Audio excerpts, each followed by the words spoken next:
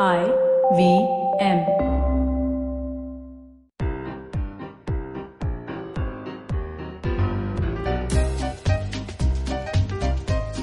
Welcome to The Origin of Things. Episode 26. About a great Indian artist. India is, or was, home to many a great artist. I cannot say that I myself am familiar with too many of them. After all, I am the one who once looked at an M.F. Hussain painting and asked where the rest of it was. Nevertheless, while I might not be an art critic, I certainly can hope to share the story of a young, talented artist whose work I am sure you've seen, even if he's not discussed in the same breath as many other luminaries from the country. Let's just call him Krishna's son, right? Krishna's son. Krishna's son was born in 1954 into a family of not inconsiderable artistic repute. Quickly, the talented boy charmed his immediate friends, and soon word of his skill got around. He was, of course, not a model child, often getting into trouble, but he fit that lovable young Indian rascal boy archetype that has described everyone from Lord Krishna to Virat Kohli. Krishna's son, the Krishna of our story, not the Dwarkis deity, Krishna's son easily found a position befitting his talents and, shall we say, reputation for mischief, and was soon the apple of his company's director's eye. In fact, a mid-70s story exemplifies how much the company's management was besotted by this young talent that had suddenly graced its company. When a team of consultants laid out a new plan that involved removing this young talent from its roles, the consulting firm, who was close to snagging the business, was asked to leave, the meeting ending abruptly then and there. The directors would have none of this. But not everyone shared the starry-eyed management's enthusiasm for Krishna's son, for he would very often be seen in inappropriate attire in an official capacity, something that might have seemed charming to begin with, but was increasingly out of place as the company grew. So did our not-so-young anymore man. Finally, even this besotted management couldn't overlook some of the problems. It looked like this was affecting business, and finally had to let the artist, Krishna's son, go, as late as 2006.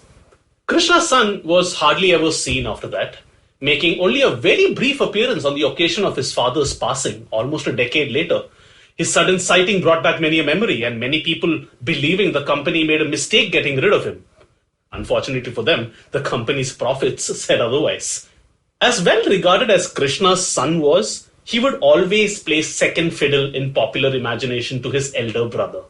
His elder brother, let's call him Krishna's older son, could not be more different from his mischief-monger sibling. He was silent, observant, always dressed immaculately. But he too was revered for, let's say, totally different reasons. You must be wondering what all this is. Who is Krishna's son? Who is Krishna's older son? And indeed, who is Krishna himself? Well, if you listened to The Origin of Things before, you know that there's some deception somewhere, some creative liberty taken. And at this point, if I may, I'd like to break from the story to tell you a little bit about how I go about finding these stories to sort of like commemorate our comeback. You see, finding an origin story is not very difficult.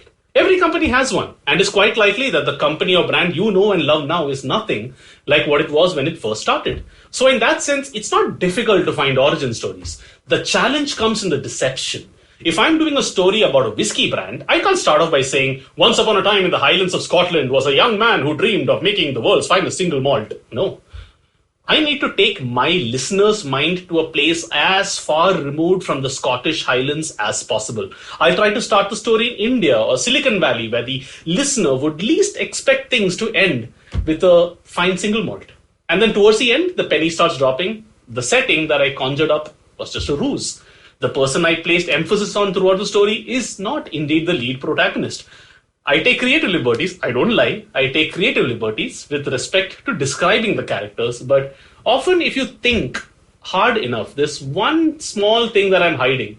The thing that eagle-eyed or bat-eared listeners will pick up on In each story, there's one thing that I desperately hopes nobody manages to get. A question that I hope nobody asks. Something that might seem obvious in retrospect, but I move the story along at a fast enough pace, adding more twists or anecdotes or distractions so that people might not have the time to think.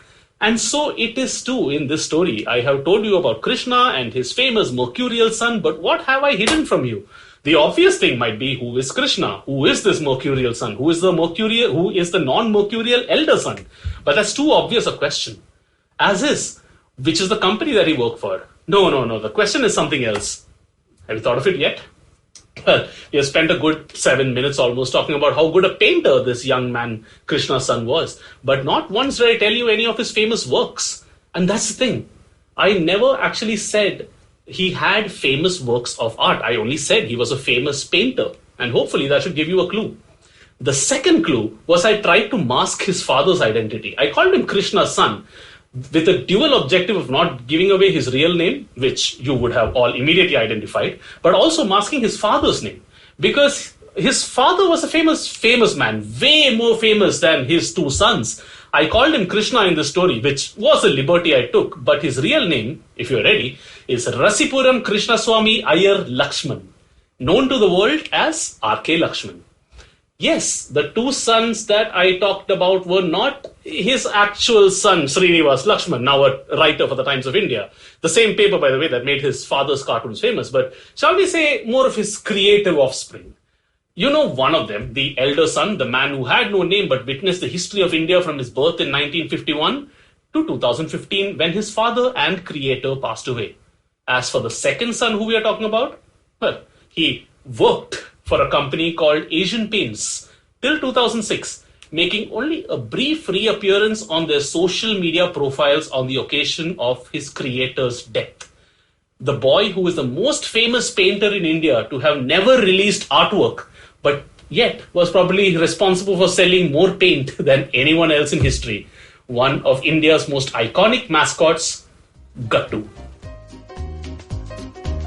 If you like this podcast, don't forget to check out other interesting podcasts on the IVM network. You can listen to us and all our shows on the IVM Podcast app or ivmpodcast.com. You can also follow us on social media. We are at IVM Podcast on Twitter and Instagram. If you want to reach out to me, that's Chuck_Gopal on Twitter and Chuck of All Trades on Instagram. All links in the show notes of this episode. See you next week. I hope you enjoyed that show. We'd like to thank our sponsors this week, Paytm Money. If you aren't following us on social media, please do. We're IVM Podcast on Twitter, Facebook, and Instagram. Guys, it's been a really, really cool week. We've had a ton of interesting stuff come out. We had an episode with Kunal Shah on Cyrus Says. We've had really stellar episodes on Pesa Vesa, Advertising is Dead, Filter Coffee Podcast, on Empowering Series, all over the place. Definitely do check it out. I'm sure you'll enjoy what's been going on this week. And thanks for listening, and we hope to catch you again next week.